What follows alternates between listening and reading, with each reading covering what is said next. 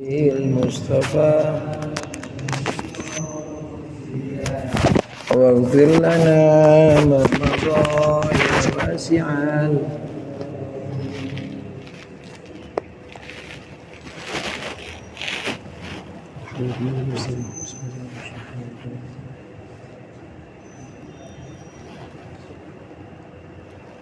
الفاتحة.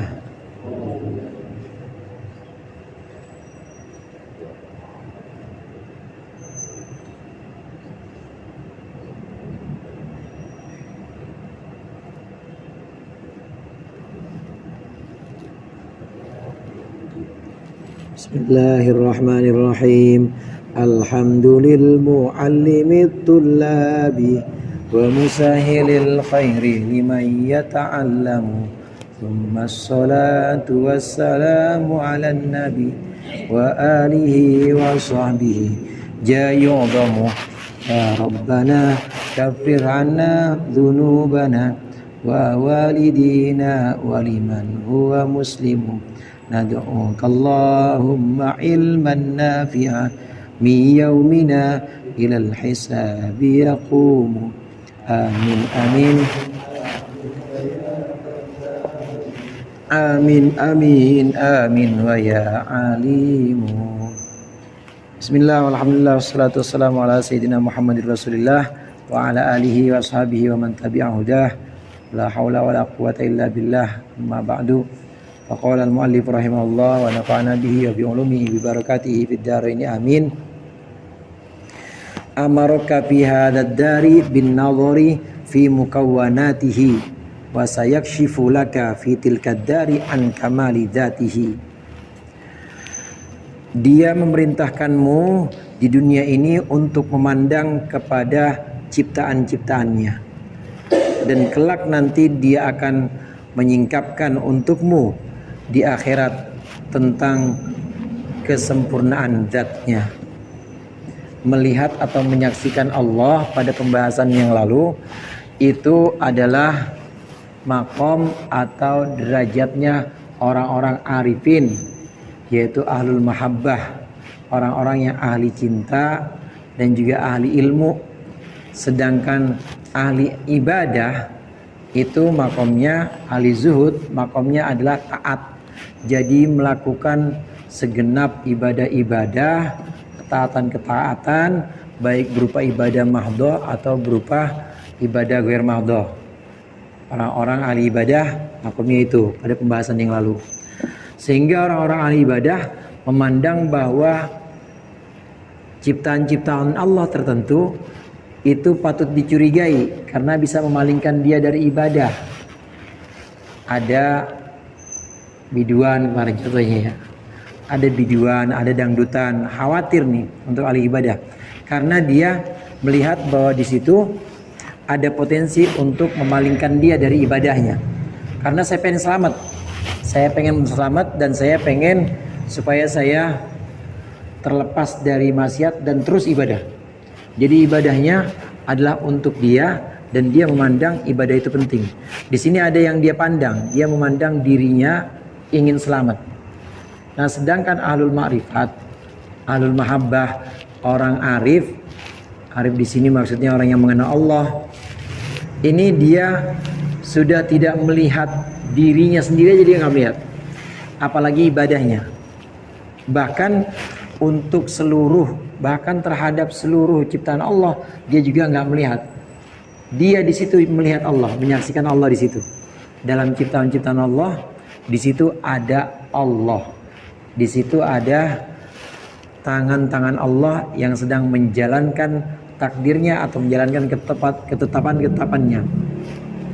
Orang ahli ma'rifat atau arif, orang yang ahlul mahabbah, yang mencintai Allah, ini benar-benar menyaksikan Allah dalam segala sesuatu.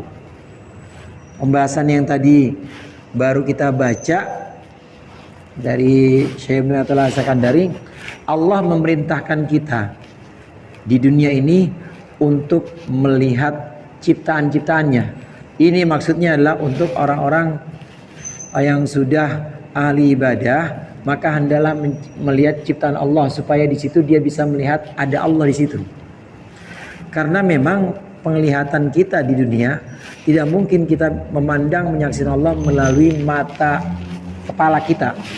Istilahnya itu basorun, jamannya absor. Mata kepala kita nggak akan bisa ngelihat Allah di dunia ini. Jadi melihatnya pakai apa? Melihatnya pakai basirah, jamannya basoir. Melihatnya pakai mata hati. Mata hati inilah yang kadang-kadang disebut dengan ilmu. Mata hati inilah yang kadang-kadang dengan bekal ilmu, dengan bekal cinta, maka kita bisa melihat ada Allah dalam setiap ciptaannya.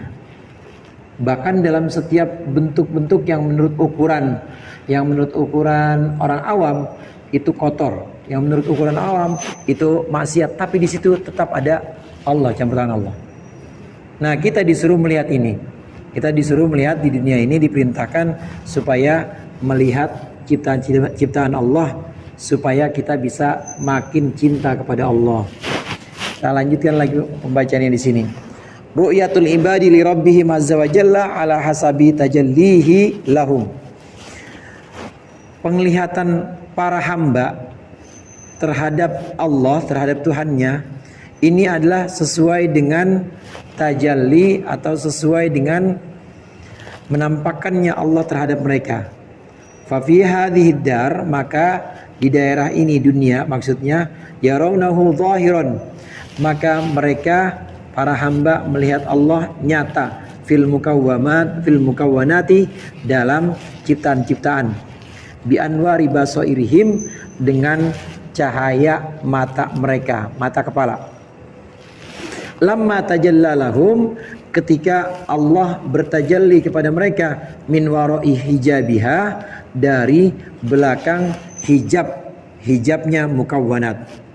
Walidzalika amarhum, maka karena itu Allah memerintahkan para hamba bin nadhari fiha, untuk melihat mukawwanat. Ini di dunia ini kita disuruh melihat ciptaan-ciptaan Allah, maka nanti kita akan melihat bahwa di situ ada Allah. Percaya nggak? Coba deh begini. Coba kita melihat bagaimana tanah itu menyimpan benih-benih rumput. Ini tanah nih kalau lagi musim kemarau, ya lapangan kering tuh, nggak ada rumputnya sama sekali. Tahu-tahu hujan aja sehari, ada yang tumbuh. Itu Allah nyimpennya di mana? Ada yang ngorek-ngorek, kelihatan. Ada nggak yang nanemin rumput? Siapa yang nanemin rumput? Kalau bukan Allah. Taruhlah yang kita tanam. Kita nanam misalnya buah anggur gitu ya. Sebelahnya ada pohon mangga. Itu airnya yang disiramkan sama. Air hujan juga atau airnya air keran juga.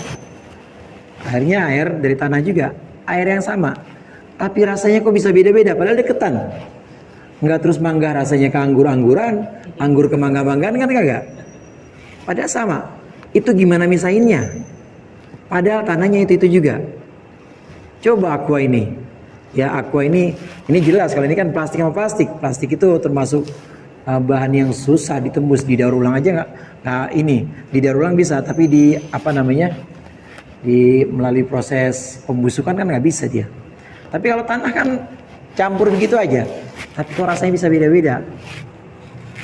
Itu dari tanah. Kita lihat ciptaan Allah. Di situ ada Allah.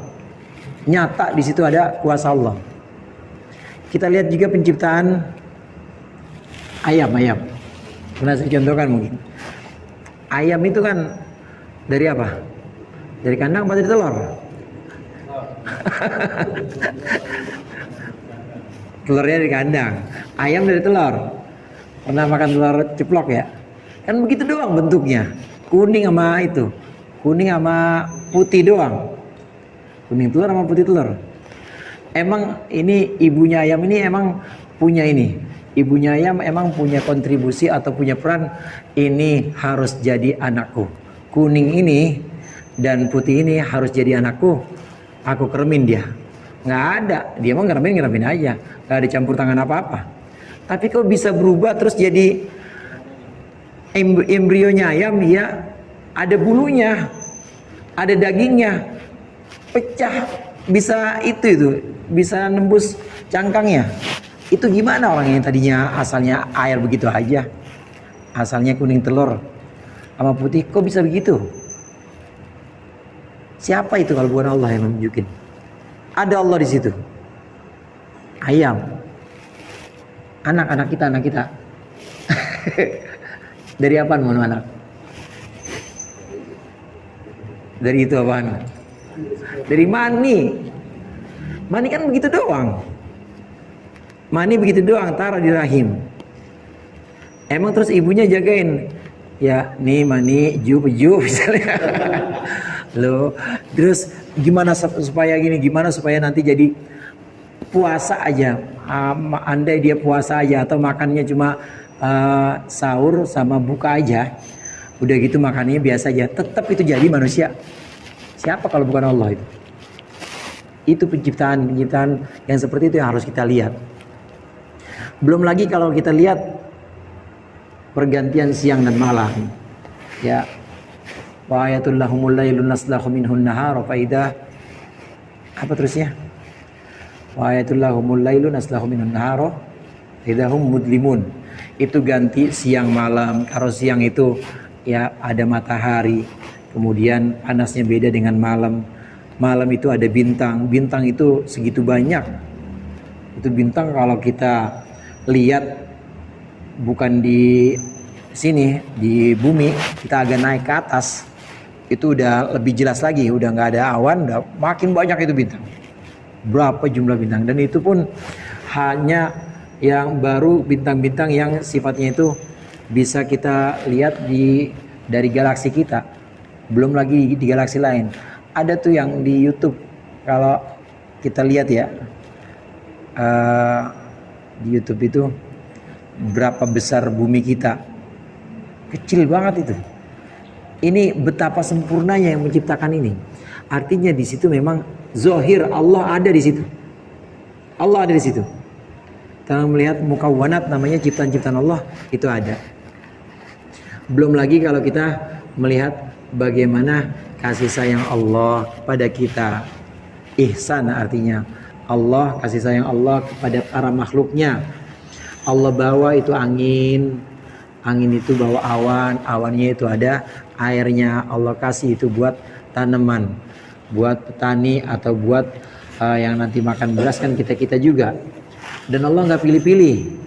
Kalau di satu kampung itu ada petani, yang satu nyembah Allah, yang satu nggak nyembah Allah, nyembahnya patung, Allah kasih hujan, hujanin aja semuanya.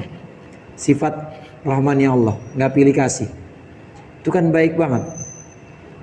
Nah, dengan merenungkan ciptaan-ciptaan Allah yang sini seperti ini, maka kita bisa melihat bahwa Allah itu zahir, nyata ada, nyata. Tapi melihatnya bukan pakai mata kepala, pakai mata hati kita. Itu yang dengan bekal ilmu, dengan bekal ilmu. Kalau orang tua kita mewarisi atau orang tua kita mewariskan, maksud saya, memberikan mata kita, matanya adalah mata kepala, kita bisa melihat karena orang tua. Tapi ulama, para guru ini nunjukin bagaimana kita tahu bahwa dalam semua ciptaan-ciptaan Allah itu ada Allah di situ. Coba ke badan kita dah. Nggak enak kan ngomong ini ya, enak banget ngomong. Ada nggak makhluk Allah yang ngomongnya kayak kita? Fasih gitu, bisa bedain mana tasbih mana gelang. Bisa bedain mana yang namanya angin, ya, mana yang namanya udara biasa. Itu cuma kita doang. Kita ngomong terus nikmat, belum lagi nikmat-nikmat Allah yang ada pada kita dari dulu sampai sekarang. Allah kasih nikmat. Enak banget kita bisa berdiri waktu sholat, enak banget kita bisa tidur. Tidurnya merem lagi, ada yang melek tidurnya. Andai kita tidurnya melek, mungkin kayak ikan gitu ya, matanya pada merah semua bangun-bangun. Semua nikmat-nikmat yang ada pada diri kita ini juga jadi bahan perenungan. Kadang-kadang itu disebut dengan tafakkur, disebut dengan berpikir. Dengan bertafakkur, dengan merenungkan mukawwanat atau ciptaan-ciptaan Allah, maka kita akan bisa melihat, menyaksikan ada Allah di situ. Tapi melihatnya bukan dengan mata kepala, tapi dengan mata hati, dengan bekal ilmu. Jangankan kita, Nabi Musa kan itu nabi paling kuat waktu itu. Orang Bani Israel digampar mati, Nabi Musa aja nggak kuat. Nabi Musa itu setelah selesai perjumpaan dengan Allah, bertemu Allah, mendengar suara Allah. Nabi Musa disebut dengan kalimullah. Nabi Musa mendengar suara Allah langsung, dan mendengarnya tidak seperti mendengar suara-suara yang sifatnya ini baru atau suara makhluk. Kalau kita mendengar, yang nangkap apa indera kita? Kuping. Ada yang dengar pakai mata nggak? Atau gue dengerin suara lu pakai kulit dah, pakai peraba, atau dengar pakai yang lain? Pasti cuma telinga doang. Tapi saat Allah mengajak bicara Nabi Musa, kallamahu, Allah mengajak bicara, ini Nabi Musa bisa mendengarkan suara Allah yang Maha Suci ini dengan seluruh arah atau dengan seluruh persepsi. Artinya nangkapnya bukan kuping aja, semua itu mendengar suara. Jadi gimana, nggak bisa dibayangkan, nggak ada yang suara yang seperti itu. Pasti suara itu hanya bisa ditangkap suara yang makhluk, yang sifatnya hadis atau baru. Ini pasti hanya telinga, tapi ini enggak. Nabi Musa menangkap. Nah, selesai dari pertemuan itu, mikot namanya pertemuan itu, Nabi Musa penasaran. Kemudian Nabi Musa, qala rabbi arini andur ilaik, kata Nabi Musa, ya Allah, tunjukin dong ke saya supaya saya bisa lihat engkau. Allah bilang apa? Qala lantaroni. Lantaroni situ, engkau tidak akan bisa melihat aku Musa. Engkau nggak akan bisa. Menariknya di sini, saudara-saudara, Allah sebutkan di sini lantaroni, engkau tidak akan melihatku, bukan lan uro, aku tidak akan dilihat, bukan begitu Allah nyebutnya. Tapi qala lantaroni, engkau tidak akan melihatku, artinya engkau, kondisi engkau sekarang nggak bakal bisa melihat aku Musa, karena masih di dunia. Ini yang dalam kitab tadi kita disuruh melihat ciptaan-ciptaan Allah untuk bisa melihat adanya Allah dengan mata hati. Karena dengan mata kepala lantaroni, Nabi Musa aja nggak bisa. Qala lantaroni walakin indur ilal jabali fasawfa taroni. Walakin indur ilal jabal fa in istaqarra makanahu fasawfa taroni. Musa, engkau nggak akan bisa melihat aku. Itu Allah masih bicara, Nabi Musa masih mendengar suara Allah, tapi nggak bisa melihat. Kata Allah, engkau tidak akan bisa melihatku Musa. Tapi lihat gunung itu. Lihat gunung itu. Ada gunung depan Nabi Musa. Bukit, ada bukit. Gunung kan lebih kuat. Ya, lebih kuat dibanding Nabi Musa. Batu lebih kuat. Lihat gunung itu. Fa ini istaqarra makanahu fasawfa tarani. Tapi lihat Musa. Lihat gunung itu dan nanti engkau akan melihat aku. Nah, Allah kemudian mulai. Artinya Nabi Musa tidak diberi ini, tidak dijawab tidak ditolak mentah-mentah permintaannya. Ya udah Musa, gini aja, lihat gunung itu. Fa in istaqarra makanahu, kalau gunung itu tetap nggak berubah di tempat itu seperti itu, maka engkau akan lihat aku. Maka mulai Allah bertajalli. Tajalli di sini menampakkan. Ya, menampakkan, Allah mulai menampakkan dirinya. Tapi sebelum Allah, sama kayak gini, kita aja di makhluk aja kan ada yang orang belum muncul tapi wanginya udah ada ya, ada. Atau orang yang belum muncul hawanya atau haibahnya, wibawanya udah ada. Itu Allah belum muncul, sinarnya Allah, nurnya Allah itu sebagian udah ada. Di tafsir Jalalain itu disebutkan ketika setengah ujung nih, ujung kelingking, nih ujung kuku kelingking, baru separohnya doang, cahaya Allah sebagian itu doang, baru pengen muncul, hancur itu gunung, rata sama tanah. Itu belum Allahnya, baru cahayanya doang. Jadi baru kalau orang ya belum datang orangnya, baru wanginya doang. Ini juga baru cahaya Allah, hancur itu gunung. Nabi Musa gimana? Nabi Musa pingsan. Walakin indur ila jabal fa in istaqarra makanahu fasawfa tarani. Falamma tajalla Maka ketika Allah bertajalli, maka gunung itu kemudian hancur. Wa kharra Musa sa'iqa. Nabi Musa langsung nyusruk, pingsan Nabi Musa waktu itu. Falamma afaqa qala subhanaka inni tubtu wa ana awwalul muslimin. Ketika Nabi Musa kemudian sadar, Nabi Musa taubat karena permintaannya itu nggak bakal bisa. Jadi nggak bakal bisa mata zohir atau mata kepala kita melihat Allah, nggak bakal bisa. Di dunia ini nggak bakal bisa. Tapi melihatnya lewat apa? Melihatnya lewat mata hati, melalui mata hati. Caranya bagaimana? Caranya dengan merenungkan mukawwanat atau merenungkan penciptaan Allah, ciptaan-ciptaan Allah. Banyaklah penciptaan Allah tuh. Semua yang ada dalam keseharian kita itu semuanya sebenarnya sesuatu yang sangat ajaib. Tapi karena kita kebiasaan, maka kita nganggapnya biasa-biasa aja.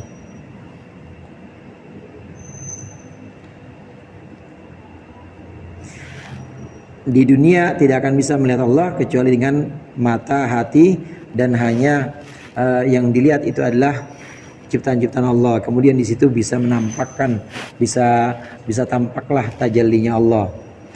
Wa fid daril akhirati, dan di tempat akhirat nanti, yarawnahu muayyanatan, para hamba akan melihat Allah muayyanatan, dengan ain, muayyanatan itu dengan mata kepala, bi anwari absarihim, dengan cahaya mata kepala mereka, min ghairi hijabin, dengan tanpa hijab, wala mani'a wala mani'in, dan juga tanpa penghalang. Wa hadza ghayatud dhuhur wal kashfi, dan ini adalah puncak dari penangkapan dan juga penyingkapan dari Allah. Nanti kalau di akhirat baru Allah izinkan para hambanya melihat Allah langsung. Nanti ketika kita sudah di surga, amin apa? Ketika kita sudah di surga, nanti Allah berfirman, suara doang. Apa ada yang mau saya tambahin? Kata Allah gitu. Alan azidakum, mau nggak saya tambahkan untuk kalian? Maka kita penghuni surga ini, amin. Kita ini kemudian penghuni surga ini kemudian jawab, kan kita udah engkau masukkan surgamu ya Allah. Kita kan sudah engkau buat wajah kita ini semua bercahaya ya Allah. Udah kayaknya cukup ya Allah. Aku tambahkan untuk kalian semua. Maka di situ Allah kemudian langsung menunjukkan zatnya. Itu adalah puncak kenikmatannya situ. Jadi yang nikmat-nikmat sebelumnya, sebelum melihat Allah, bidadari, kemudian makanan-makanan, kemudian ada telaga, itu semua kalah dengan kenikmatan melihat Allah langsung. Ini yang disebut wujuhu yauma idzin nadhirah ila rabbiha, wujuhu yauma idzin nadhirah ila rabbiha nadhirah. Nanti wajah-wajah mereka di akhirat itu melihat Tuhannya langsung dengan mata kepala nanti di akhirat. Puncak kenikmatannya ketika sudah melihat Allah. Ini tajallinya Allah di akhirat. Nah, kalau di dunia ini belum bisa. Kalau di dunia ini memang masih badan kita ini masih terkurung oleh jasmani atau terkurung oleh jasad. Contoh yang paling mudah mungkin begini. Kalau kita, mata kita nih ya, kalau kita mengandalkan penglihatan mata kita aja, tutup deh mata kita, tutup. Masih kelihatan nggak bentuk ini nih? Bentuk gelas ya, bukan bayangan gelas, bukan bukan proyeksi gelas, tapi gelas ini nih, gelas yang begini. Tutup mata kita, kelihatan nggak? Nggak kelihatan, udah terbatas gitu aja dah penglihatan mata tuh. Ada penglihatan yang lebih dalam dari itu, apa? Yaitu persepsi akal. Begitu mata kita tutup, tapi masih tersisa tuh bayangan. Itu di sisi atau di bagian pengetahuan dunia aja ada yang seperti itu. Ada yang terbatas, mata itu sangat terbatas. Tapi pikiran atau akal ini melampaui apa yang tidak dicapai oleh mata. Apalagi nanti di akhirat. Di akhirat ada yang lebih dari itu, dan itu bisa. Itu terwujud dengan izin Allah. Maka penghalang-penghalang itu, hijab-hijab itu yang di dunia ada, maka sudah tidak ada. Karena di dunia ini kita terhalang karena kita masih terhalang oleh badan kita ini. Badan yang sifatnya jasmani, wadak maksudnya, kemudian masih butuh makanan, minuman dan lain sebagainya. Nanti kalau udah sampai alam barzah udah nggak butuh makanan minuman, udah nggak butuh aqua, nasi, udah nggak butuh juga, tapi lebih membutuhkan pada makanan-makanan yang lain. Jadi udah nggak ada badan. Nah di situ mulai persepsi lebih sempurna lagi. Persepsi yang dimaksud di sini bukan hanya mata, pokoknya semua indera kita lebih sempurna lagi. Karena kita udah nggak makan dan nggak minum di situ. Artinya nggak makan dan minum yang untuk jasmani, untuk daging. Wallahu a'lam bishawab. Kurang lebihnya demikian makalah yang kalau nggak salah 113 ini. Lebih kurangnya saya mohon maaf. Allahul muwaffiq ila aqwamit thoriq. Wassalamualaikum warahmatullahi wabarakatuh.